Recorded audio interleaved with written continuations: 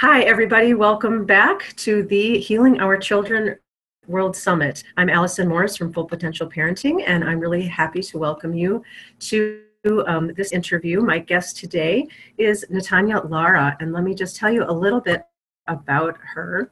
And I've lost, no, here it is.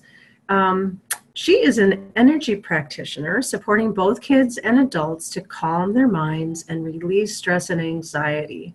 And she envisions a world in which each person understands their own energy and emotions and takes responsibility for how they show up and affect those around them.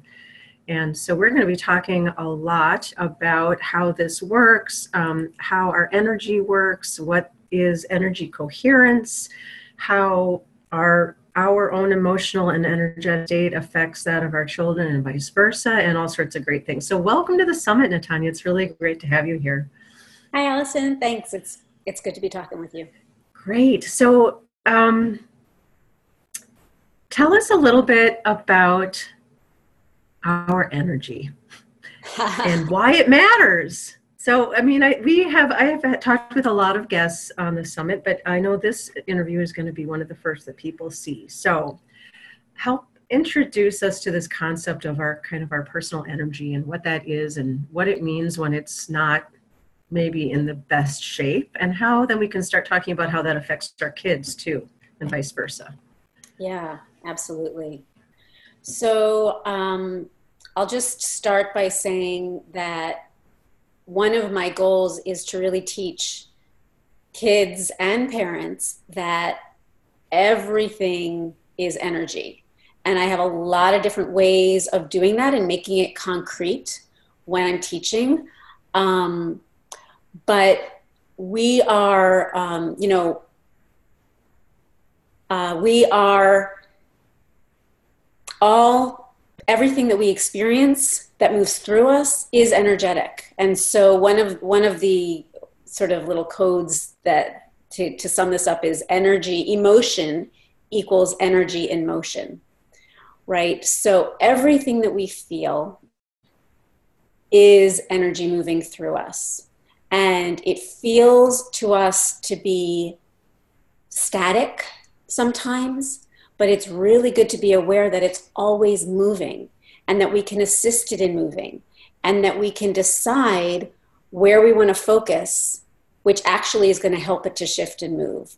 So there's a lot of stuff in there, but really the important point for me to feel like I'm making is that everything that we experience is energy, and we can actually manage that. So let's talk about that. And where do you like to start with people about understanding their own energy and how they feel and sort of tuning in to what might be going on with their energy or with somebody else's energy? I mean, our language, of course, is full of references to this. So our culture already recognizes it, although I think it's become, we don't consciously recognize it explicitly, I think, as much anymore. But we all know if somebody feels like they're sort of a drag. Now, what does that mean, right? And that's an energetic concept. Like they're dragging you down, they're slowing you down, they're a drag on your energy. I mean, or somebody's really high vibe, or we say that really resonates with me, or there's all sorts of little sayings that we have in, at least in English language, and I'm not as familiar with how that might translate into other languages, but I can pretty much guarantee you that they appear in other languages as well. So how do you approach this topic for people who just aren't really used to the idea of thinking of themselves as energetic beings when we're dense, right? We're solid, Yes. Right? We may be somewhat permeable in certain respects, right? But that if you go down to the quantum particle level, mostly we're lots of space, and mostly we're vibrating at very high speeds that, of course, we can't see with our eye, but then if you back it up to the level at which we perceive most of what's going on around us, it doesn't look like things are energetic, really. Yes, exactly. And so that's why I love to, there are certain things that I point to help people understand this concept, because you're really going to the heart of the matter right there, right? It's true. We're talking at a quantum level. And to recognize that at that level of energy, everything that we hear, that we say, that we feel, that we experience, it shifts that level. It shifts us on the quantum level. And so an easy way to talk about this is, well, let's just back it up and talk about emotion first, right? Because one way that is a really easy access for people to understand is how they feel. Because we're always, even if we're not necessarily aware, it's pretty easy for us to tune in and say, how am I feeling today? I'm feeling like I have a knot in my stomach, or I'm feeling really expansive. I'm feeling really, really happy and really good right now. And so once we can tap into that feeling, right? So say we're feeling a little bit more collapsed. We're feeling a little more dense. We're feeling like we have that knot in our stomach. What can we do in order to shift that, right? That's what we're talking about. And there are a lot of different ways. There are a lot of different things that we can do. Coupling this conversation about emotion with the one about the quantum, let's just talk about music. Because music is a really great way to shift our energy. When we listen, so if we're feeling sort of dense, if we hear a song that either reminds us of something that was a good time for us, or that just has a more upbeat, sort of vibrant energy to it, that can shift us, right? We all have that experience of feeling like listening to music can help to shift the way we feel. And in addition to shifting the way that we feel, at the same time, it's shifting us in that, like on that quantum level. It's actually shifting us on that level, and it's vibrating out a different resonance from our energetic field. And that energetic field interacts with everything and everyone, including our children. Right. So I was going to say, and that's why we're talking about this today. So obviously this is relevant for us just as human beings in our day-to-day interactions with our environment, with other people, with our pets, with anything, right? But specifically here, we've got a lot of parents who are in less than ideal emotional states.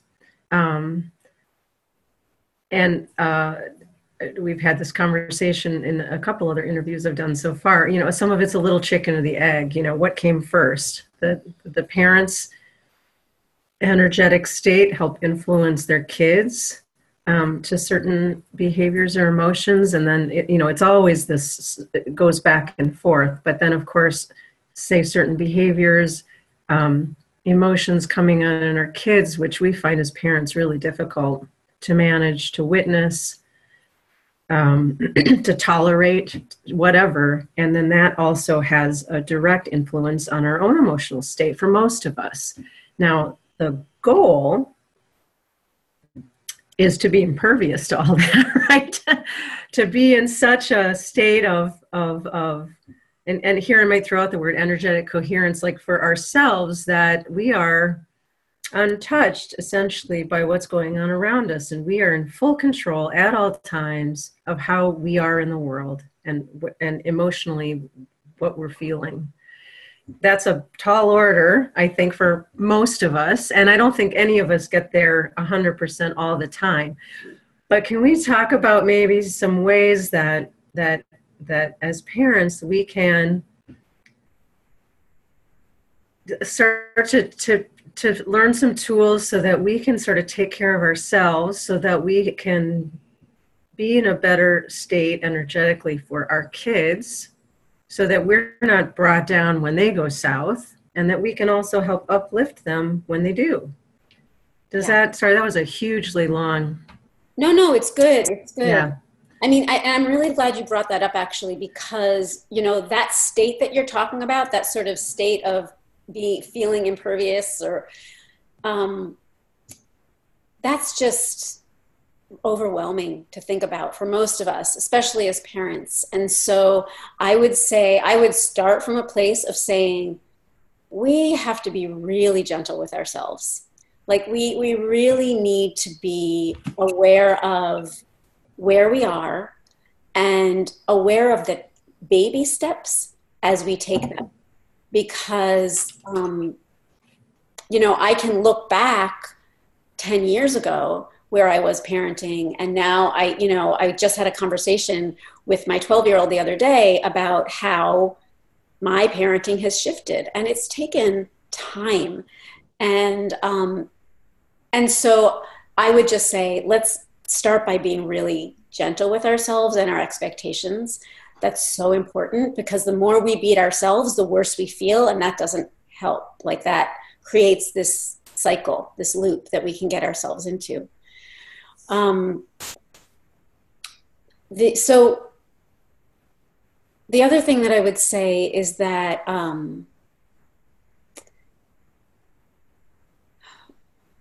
we don't want to beat ourselves up for potentially our energy negatively impacting our kids. So the whole chicken and the egg thing, like, I would say, let's just stop it right there and be aware of how we bring ourselves to each situation, and try to stay out of self-judgment and do the best we can. And then, when we're in a better place, we can reflect and decide, how would I like to do it differently, the next time? And then maybe the next time we'll remember. And then maybe the next time we won't. But we build, so it's more about resiliency, I guess, would be my answer, than like a sort of unattainable perfection. So no, that makes sense. Yeah. And that reflects, I think, some of the pressure I sometimes put on myself, right? That I shouldn't react that way. It shouldn't bother me anymore, right? There's always the you shouldn't take it personally thing. And that's always a challenge, I think, for a parent, because they're your child. And especially when it's directed at you, towards you, about you, all those things, and intellectually that it's just a reflection of their own internal struggle and how badly they're feeling.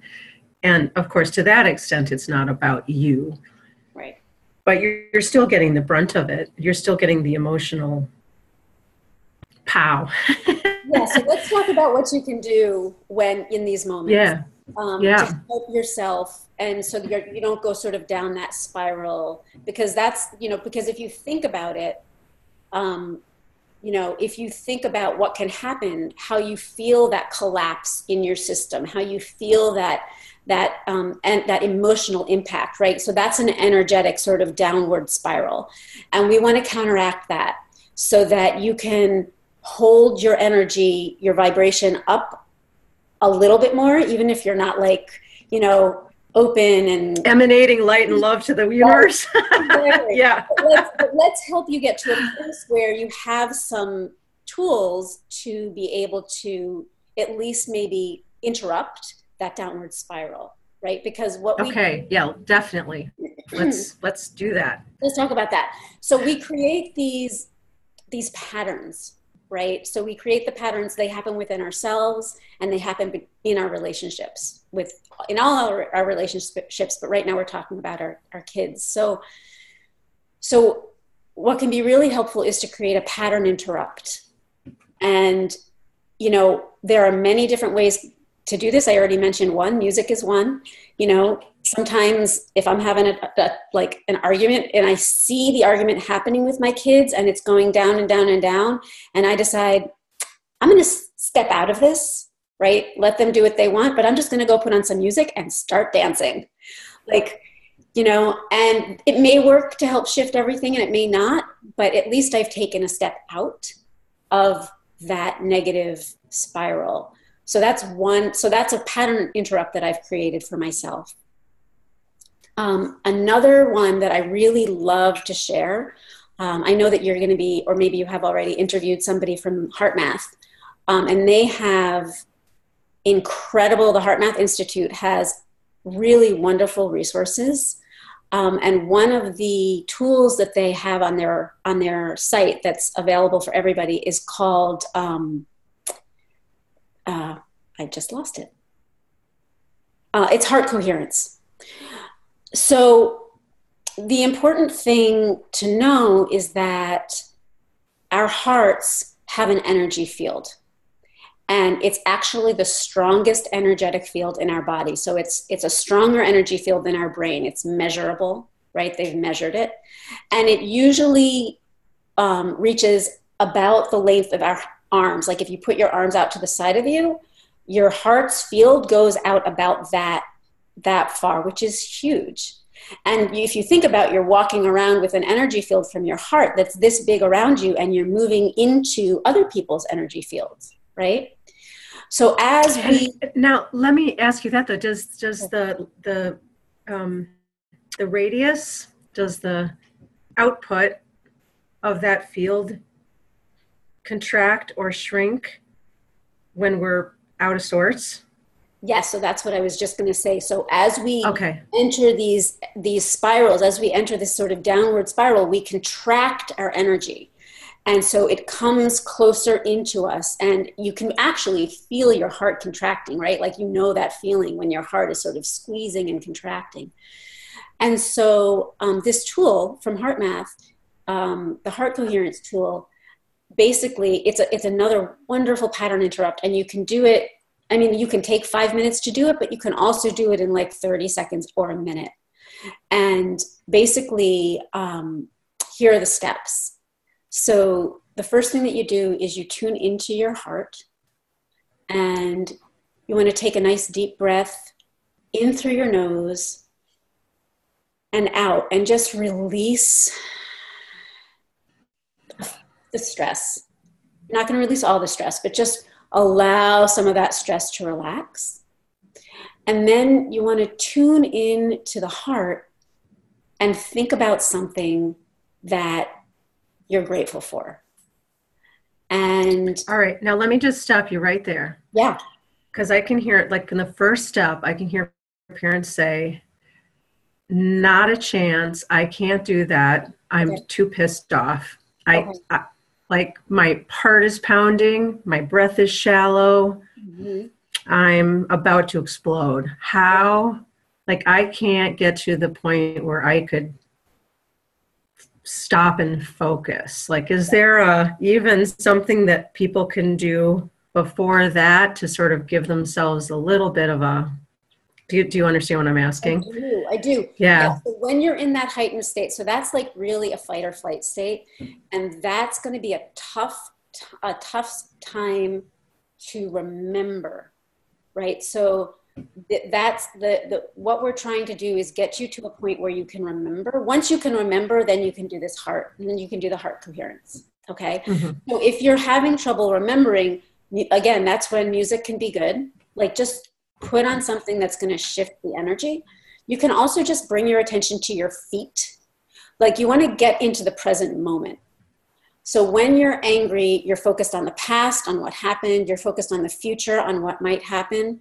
And if you will allow yourself to just get present, like super fast, put your attention on your feet, like how they're grounded onto the ground, and stop. So again, this is like, you know, a pattern interrupt in a fight or flight moment is a tough one. So that would be one. I would say the music and the bringing, like, coming present, those are going to be two that I'm going to suggest. The other practices are going to be for use in times like maybe afterwards, if you're having a hard time, or even before, if you can catch it before you get to that heightened state, right? You notice that your kid is like doing something that is going to lead into a trigger, or is like tickling at your edges. So we want you to try to get to do it either before you get into that fight or flight state, or after, when it's done, and you can recover and just bring yourself back. Is that helpful? Okay. Yeah, no, that does. Yeah. So I'm sorry, I didn't mean to interrupt you completely there, but I just thought I could hear people people saying, oh, wait a minute, that's not so easy when I'm about to blow. No. So we're doing the sort of the breathing, tuning into the heart space. Right. So you want to tune into your heart. And then, okay. And you want to think about something that you're grateful for. And if you're in a moment where you've just had a really tough time or something difficult is happening, it might be hard to think of something that you're grateful for. Always a good idea to brainstorm ahead of time. So, you know, make yourself a list. Like, what am I grateful for? And honestly, it could be like, I am grateful that I have a clean and dry space for myself and my child to live right now, right? Like, what's going to bring just a little bit of that sense of gratitude? Because that can be a big thing for some people, even just having a clean and dry space. You know, I have food to put on the table. You know, I'm so grateful that I have a meal right now.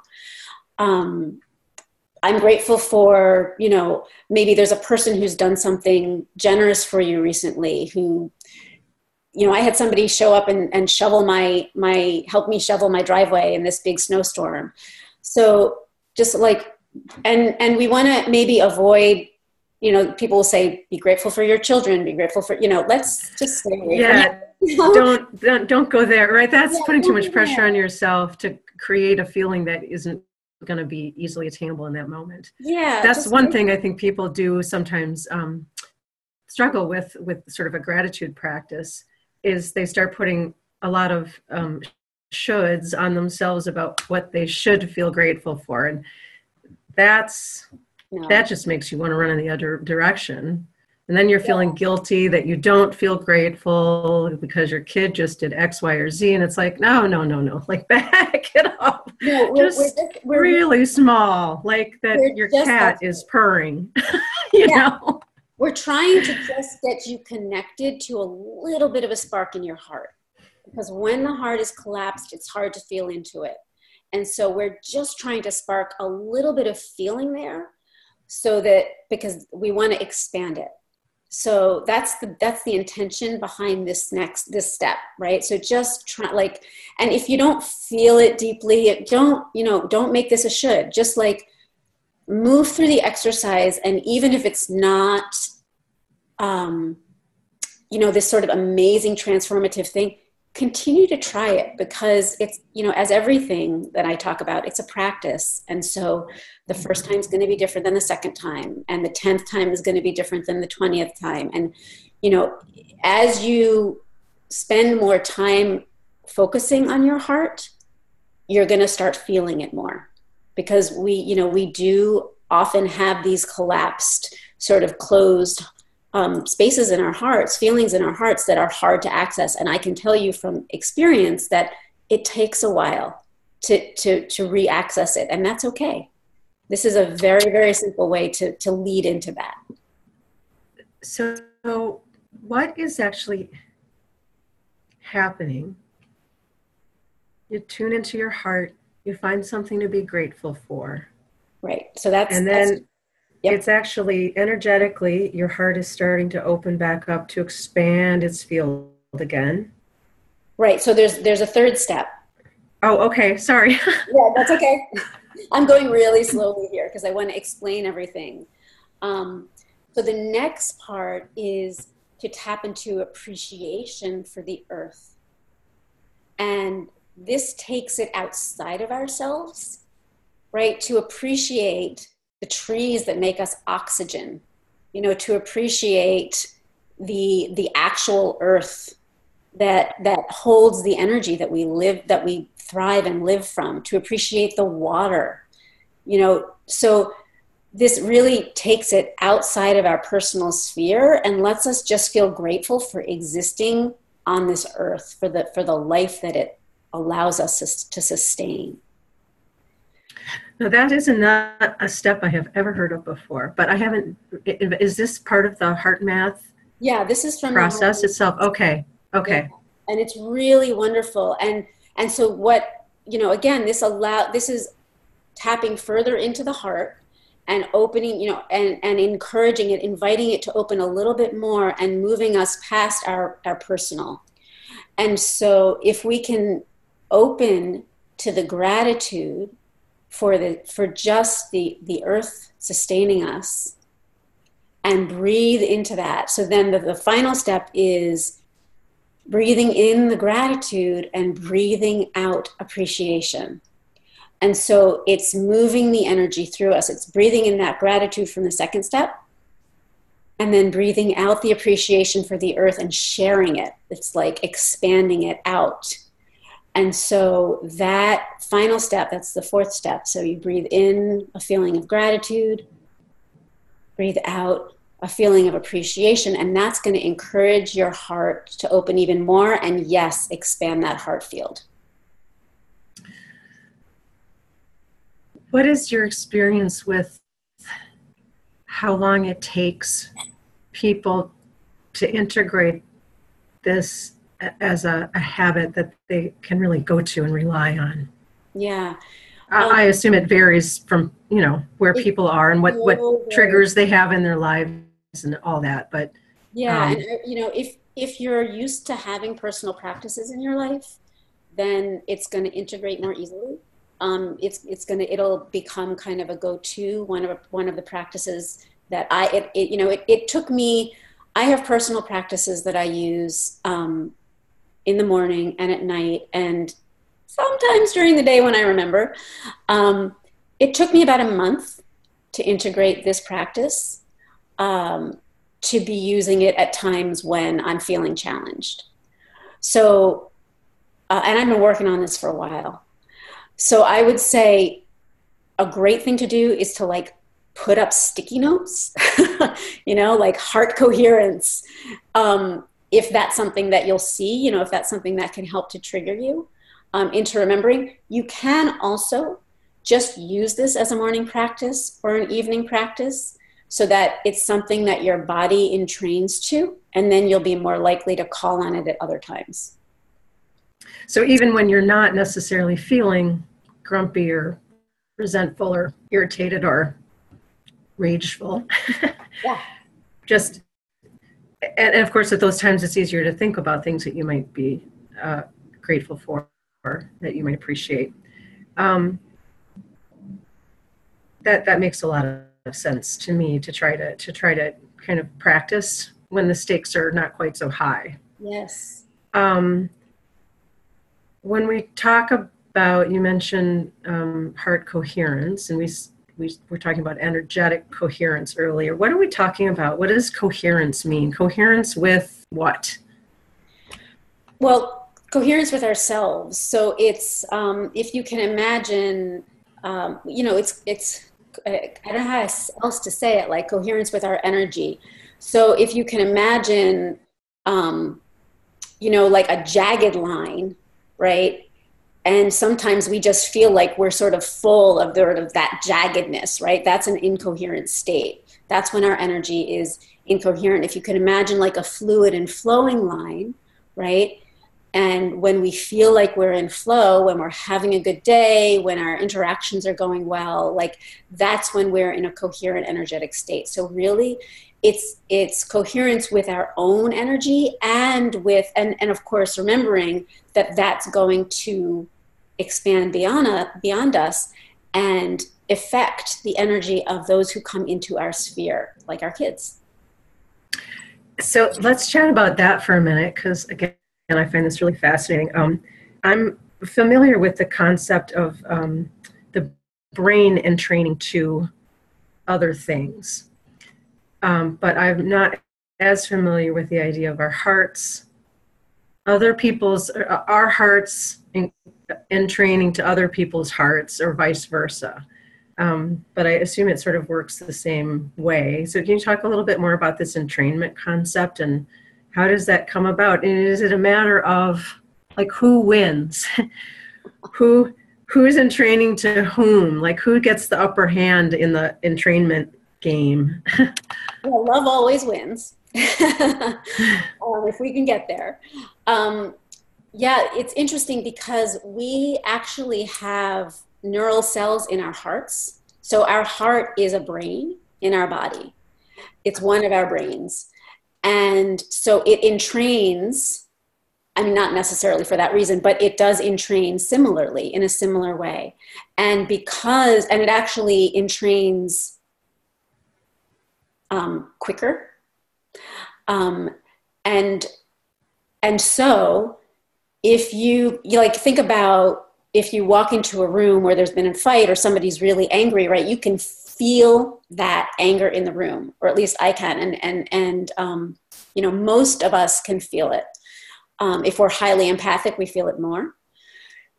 But for the most part, you can feel that energy. And if we're on the edge, it can tip us over, right? It can tip us over into like an incoherent state. It can trigger our own anger. Likewise, if you walk into a room and there's just been like, you know, love happening, right? Like the kids are getting along and everything's feeling good, and you walk into that room and you're just like, oh, feels really good in here, right? So that's, we're feeling that energy. And so because our heart field expands in the way that it does, so when we intersect with those fields of other people, with the energy fields of other people, our energy talks to each other. They interact. And as humans, we are prone to negativity. For some reason, that's just like how it goes. And so it seems as though the negative wins, right? When you ask who wins, right? It seems as though that wins because it's just so easy for us to flip into that state. And especially if it's a habit, especially if we've created energetic habits in our life of interacting in these negative ways, which we do as humans. It's not like, I want to be really clear that there's no judgment here on, you know, I don't want people to be judging themselves because of this, because it's a human tendency. We all do it. And so if we can train ourselves into moving into coherence and like feeling that coherence so strongly, so the more that we practice it, the more we can feel it and the better we can hold it. And then the more likely we are to entrain others. Does that make sense? Yeah, it does. Thank you. And are we actually talking about like our heartbeats actually? So is that part of the entrainment process, is whether our heartbeat will speed up or slow down, or even whether the rhythm of our hearts take on the same, or does it not go quite that far? And you may not know the answer to that. I don't know. I don't want to put you on the spot, but. Yeah, I mean, to the best of my ability, I don't know that I can answer that. Like, I'm not a neurobiologist, you know, but from what I have read and studied and my understanding is that the energy of the heart will shift. So if you see like on the monitor, like the heart monitor, not the beat, but the not a heart monitor, but like a machine that will electrocardiogram. Yeah, a machine that will read the energy of the heart. Okay. So the energetic rhythms of the heart rather than the heartbeat. It's a different thing, right? The way the energy is moving through the heart is different than the actual heartbeat. And so they can measure with these machines the coherent versus the incoherent energy states of the heart. So that's my understanding. It's measurable it's measurable energetically, but you won't necessarily notice it in the heartbeat. What is affected, like what you will notice in your heartbeat, is that when you flip into that fight, flight, or freeze, right, state, that's when the chemicals in your body get released, and those chemicals speed up your heartbeat. So you will notice your heart rate going up or going down according to your emotional state because of the way your heart is affected by the chemicals that are released by your brain. Sure. So we're talking like cortisol or adrenaline or epinephrine or whatever. Okay. Right. Which is different than the energy measurements. Got it. Okay. Yeah. So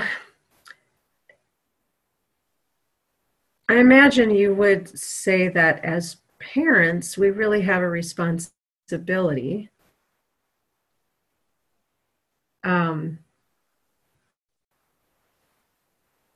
to try to learn some of these techniques ourselves, and probably also to certainly teach by example our kids so that they have some tools, additional tools for how they can help themselves kind of come back to themselves and keep their own heart space open. Because of course, a lot of our kids, I think, I'm not sure how many of our kids even know what that feels like, to be honest.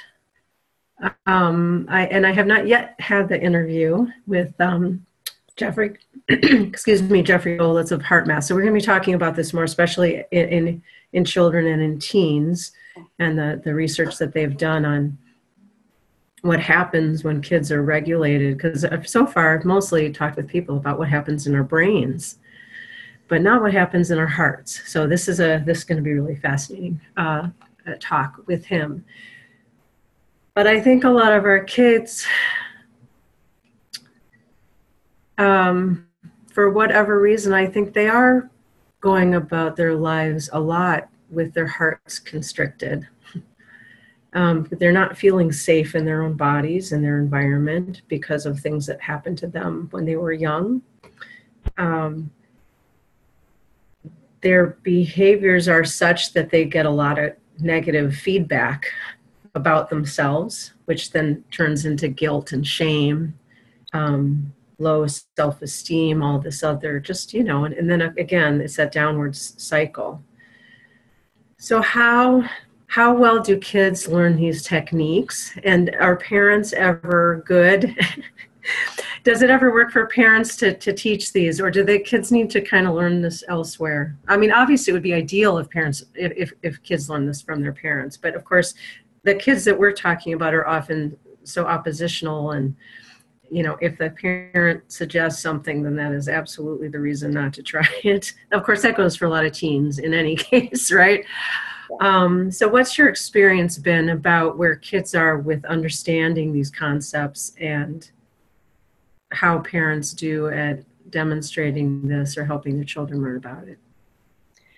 Okay, so a few different questions there. I'm going to start by saying that I always think it's best for the parents to start with themselves. It's really hard to try to teach our kids stuff that we don't have a handle on, and I know I've tried it. It doesn't resonate for them because they see that we're not doing it. And so I would say we always want to start with learning these things ourselves, and then they're going to notice when we're turning on the music instead of engaging in the argument, or when we're taking a breather, or whatever it is that we're choosing to do. They're gonna start noticing it. And so I would say to parents, do what you can first, the oxygen mask thing, right? So do what you can first to figure out what you need in order to create more energetic coherence. And I could go into, there are so many exercises, that we can use and that I use daily to help balance the two, sides of the brain, and to just stay grounded and keep my energy flowing. Donna Eden has some wonderful, wonderful exercises. I love her stuff. So that's that first question. The second question is that kids totally get this stuff. They are completely tuned in to it. And I think that, quite frankly, part of the frustration is that they're so much more tuned in than we are, and we're holding them back. And I'm working with kids now and learning more about that piece. And so I am teaching this stuff to kids now. I'm learning more about how it's best taught to kids at different places. And so I'm really excited about this learning process, and I'll totally be excited to share more with you as I learn more. In terms of, parents teaching their kids, or maybe this is a question. It's not so much a matter of parents teaching as just doing it, and then the kids see what their parents are doing and learning it themselves. Yeah, I mean, that is a great way to start. It depends on the child. Like, there are some kids who might be ready to do some really simple, like energetic, well, you do tapping, right? Tapping is one. Or some of Donna Eden's exercises. So kids are at different places, and there may be ways that they might actually be asking that you don't even notice. So for example, my son, one of my boys, was having a lot of trouble falling asleep, like for an extended period of time. And so I went to Donna Eden's work, and I found one of her exercises to help sort of for lack of a better term, drain the excess energy. And so it was late, he was tired. And I said, hey, why don't we just try this? And like now he asks for it every night. So there might be places that you can see where there's a point of connection that you could potentially bring some stuff in, but you really it has to be that point of connection, because as you say, you don't want to try to teach something when there's resistance. It's not going to work. I want to make sure before we run out of time that I give you a chance to sort of let people know the services that you offer and how people can find you. We'll have your website below. But what sorts of things are you working on right now? Sure. Yeah. Well, as you and I talked about, I am doing this. I'm teaching this stuff to kids, and I'm working on figuring out ways to do that virtually. So that's a conversation we could have in the future. I'm really excited about teaching this stuff to kids. But before that, even what I'm seeing now as I teach is that there are some kids who actually aren't quite ready, because they do have so much excess energy, because they do have so much emotion going on, that they're actually not ready, even for me, right, not their parent, to teach them this stuff. And so what I'm suggesting to parents who are in that, who have kids like that, who have kind of all this excess energy, whether it's coming out as emotion or whether it's coming out as disruptive behavior or, wiggly, unable to focus, is energetic clearing. And one of the services that I offer is energy clearing. And what it does is it helps to shift any blocks, difficult stuff that's caught in the energy system, and start to move it so that the energy is flowing a little bit more coherently. And so what I'm doing is I'm offering a series of group energy clearings for kids to help start this process moving. And so it's like a 6-week series. And there'll be energy clearing. There'll be one clearing a week. And then I'll do an adjustment midweek, because once the energy starts moving, we want to make sure it keeps moving. So there'll be an energetic adjustment midweek. And there will also be a Facebook group for parents to check in about what's going on with their kid as the energy starts moving, to ask for support if they're noticing things that are shifting in behavior. And so there can be some conversation around that in the group. And so that's one thing that I'm bringing out right now to offer to parents whose kids aren't quite ready for that next step of learning the information. First, we want to clear some of that excess energy.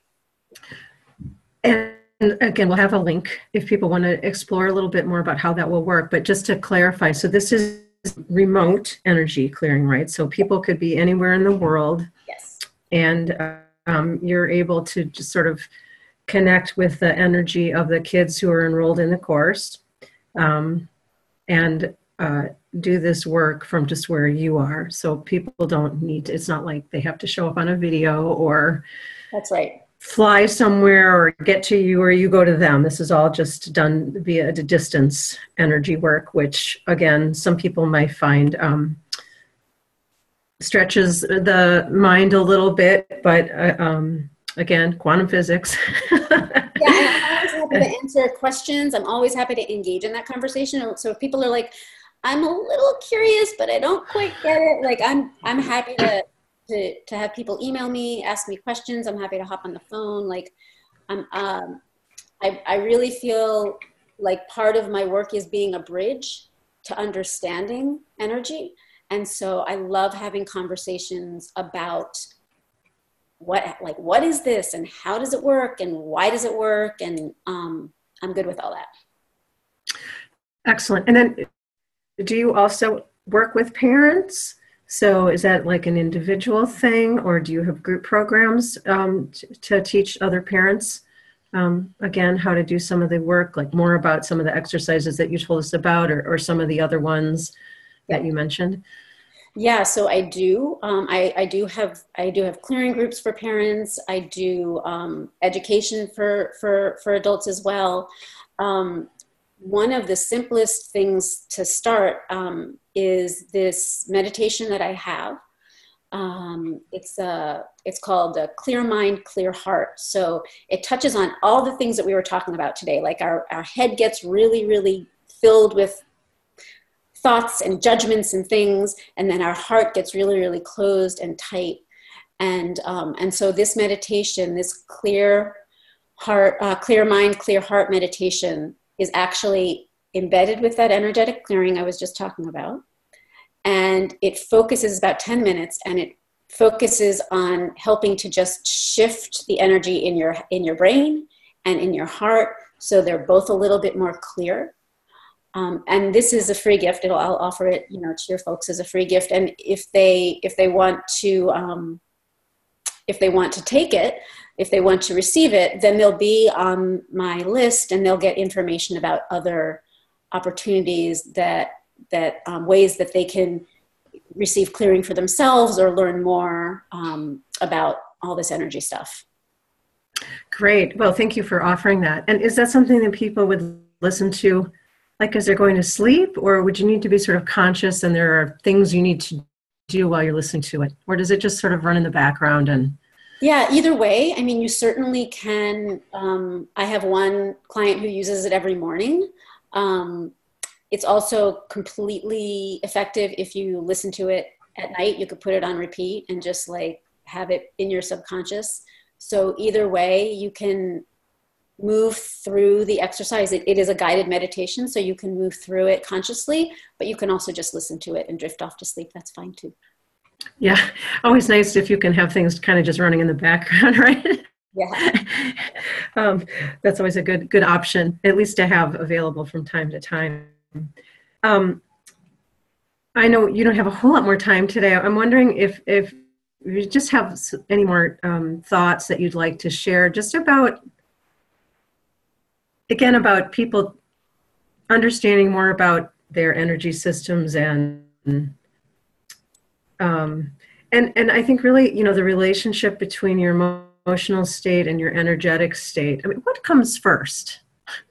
So, because I tend to think of it as being, this is another one of these sort of chicken egg things, right? Is your energetic state influenced by your emotions, or are your emotions influencing your energetic state? Or does it at some point not really matter because they're both intertwined, and really you just want to be tending to both so that ultimately you're just kind of ratcheting up, and then maybe you drop down when things happen, but you're not plummeting to the basement anymore. Maybe you're just dropping a few floors, and you're able to get yourself back up to a coherent state much more easily, more quickly. It's not such a devastating blow than when something bad happens, or something sad happens, or your kid does something that makes you mad, right? And is that? Yeah, I would say that, emotion and energy, it's the same thing. Emotions are the way that we most often notice our energy. And so they're often the way that it's easiest for us to attend to them. And so even when we're doing, cognitive behavioral therapy or, whatever it is, or meditation or whatever it is that we're doing, yoga, all of these things attend to both. They attend to our emotions and our energy. It's all the same thing. And so even if they don't talk about energy, which they mostly won't. Yeah. No, and they won't. And I, this is a whole nother conversation. The word energy is so lacking in meaning. Really, it's such a broad term, and it's one that often people shy away from because there's something unknown about it. There's something not understood about it, and so I would just say it's easiest to think about. If it's easiest to think about your energy in terms of your emotions, then do that and be aware of them, and learn what it is that you need to attend to them. I've given a few suggestions here, and I'm always happy to make more. If people want to sign up, this is something I love talking about, and I'm always talking about. So one more thing before I know you have to run, and I should have phrased this earlier, but there's also this concept, right, that that your emotions are never bad, that they're not wrong, and that you don't want to resist or push against or try to, but that you should allow yourself to feel what you're feeling. And at the same time, it's not fun to feel those bad feelings, the ones that, resentment or pain or bitterness or hate or whatever it is. So how does that then align with this idea that we're actually trying to really snap ourselves out of it pretty quickly with some of these exercises, right? That to insert the appreciation and the gratefulness has the effect of diffusing those bad emotions, right? So do we need to allow ourselves to sort of be there for a little bit to kind of allow ourselves to move through them? Or are we just trying to neutralize them in a way that, do you understand what I'm asking? So I'm trying to, it feels a little bit in contradiction somehow, and I don't think it is, but I'm trying to pinpoint how it fits with some of this other knowledge about allowing ourselves to feel what we're feeling. Yeah, it's always tricky. And the thing you don't want to do is you don't want to bury your feelings. Like you don't want to take your feelings and say, oh, I shouldn't be feeling that, and sort of shove them away, right? You do want to let them move through you, but you want to let them move through you. So you also don't want to hold on to them, right? And so that's what we do. That's what we tend to do. We tend to feel anger, frustration, shame, guilt, and we hold them because we're remembering the experiences that they came from. But if we allow ourselves to feel them and say, oh, wow, like I feel really bad about that thing that I did. And then, allow yourself to feel it and then say to yourself, okay, I'm going to try to do better next time. My intention is to do better, right? You can allow that feeling of guilt or shame to move through you, because you're not going to be doing yourself or the person, your child, a service by holding on to it. It's only going to serve to collapse your energy and your emotions even further. So does that help to clarify a little bit? Yeah, I think so. And then once you've done that, and then you can maybe engage in the breathing exercise and the welcoming, right, and the noticing what you're grateful for. But it might help even to just have that moment of self-recognition to say, I'm really angry. Yeah. Like, this is anger. This is what I'm feeling. Yeah. And now I'm ready. Yes. Yeah. And then, okay, that's what's happening. And now I'm ready for something else. Exactly. So I'm going to remember that I've got, whatever's going on in my life that I can call into that to appreciate. Okay. All right. Well, thank you so much. I know you need to run, so I want to be respectful of your time. Thank you so much for joining us. Thank you for the meditation and for the work that you're doing. Really, really appreciate it. And thank you, everybody, for joining us for this. We hope it's been helpful and that you've given you a few ideas, and invite you to check out Natanya's offer and her ongoing work with parents and kids in this area. So thank you so much, everybody. Thank you. Thanks, Allison.